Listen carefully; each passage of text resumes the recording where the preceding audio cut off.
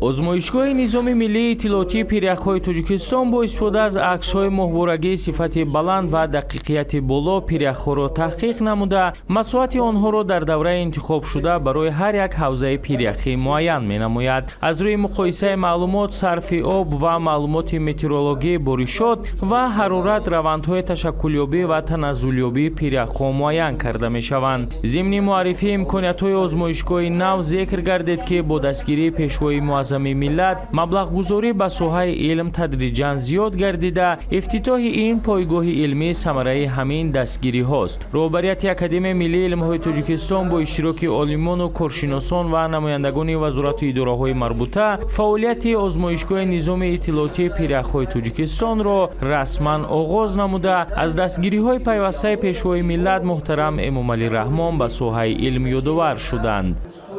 дар озмоишгоҳи мазкур тамоми пиряхҳои тамоми ҳавзаи дарёҳои ҷумҳурии Тоҷикистон ба таври рақамӣ дар база ворид карда шудааст ва метавонад ки ҳамасола сайқал ёбад.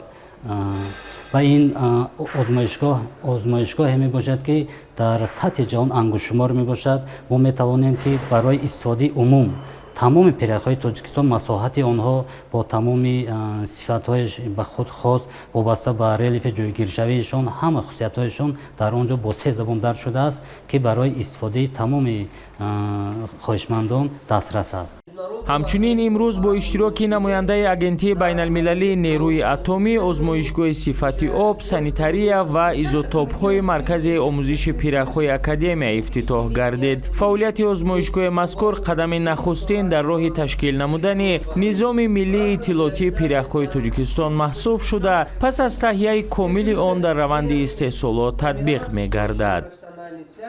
лаборатория ки дар Академияи илмии Тоҷикистон дар маркази омӯзиши пиряхҳо аст, ягона лаборатория аст ки оид ба омӯзиши пиряхҳо ҳастад ва ба тариқи изотопӣ муайян мекунад ки дар кадом ҳолат ҳастанд ва тадқиқотҳо чӣ гуна ҳастанд, яъне ки ҳамчун як паспорти пиряхҳо ҳастанд ки ҳолати таназзулёби онҳоро муайян мекунад, инкишофи онҳоро муайян мекунад.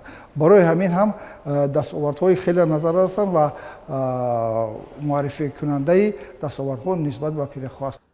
иттилоъ дода шуд ки Академияи миллии илмҳои Тоҷикистон дар доираи нақшаи чорабиниҳои ҳукумати ҷумҳурии Тоҷикистон дар ҳошияи конфронси байналмилалии сатҳи баланд оид ба ҳифзи пиряхҳо баргузории 2 конфронси байналмилалӣ, 3 чорабинии канорӣ ва баргузории дигар чорабиниҳои сатҳи байналмилалиро роҳандозӣ намуда, олимон зиёда аз 20 номгӯи китобу монография ва дастурҳои таълимиро бахшида ба соли 2025 ҳамчун соли байналмилалии ҳифзи пиряхҳо таҳия ва нашр намуданд.